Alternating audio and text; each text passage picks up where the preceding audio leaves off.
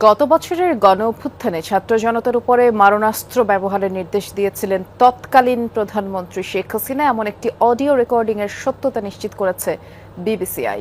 চলতি বছরের মার্চ মাসে অনলাইনে ফাঁস হয় গেল 18 জুলাইয়ের অডিওর কলটি।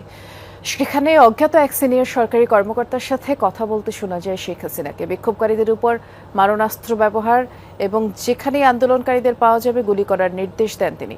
ব্রিটিশ গণমাধ্যম বিবিসির অডিও ফরেনসিক বিশেষজ্ঞ টিম ইয়ারশটের মাধ্যমে ওই রেকর্ড যাচাই করেছে। স্বরের ভঙ্গি, শ্বাস প্রশ্বাসের আওয়াজ সহ বিভিন্ন বিষয় পরীক্ষার পর নিশ্চিত হয়েছে কোনো অংশই এডিটেড বা সম্পাদনকৃত নয়। এয়ারশট জানিয়েছে, ব্যাকগ্রাউন্ড সাউন্ড থেকে ধারণা করা যায় মোবাইলের স্পিকার অন করা অবস্থায় কথা হয়েছে।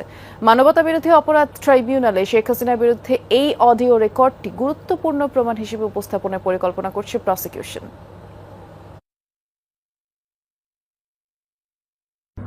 সবগুলিকে আরেস্ট করতে বলছি রাখতে, সবাইকে বলা হচ্ছে যে যেখান থেকে টিকা পারবো দেখে ফেলবো। নামার নির্দেশনা দেওয়া আছে, ওপেন নির্দেশনা দিয়ে দিচ্ছে। এখন লেখা লিখবেন, ব্যবহার করবে, যেখানে পারে সেটা গুলি করবে।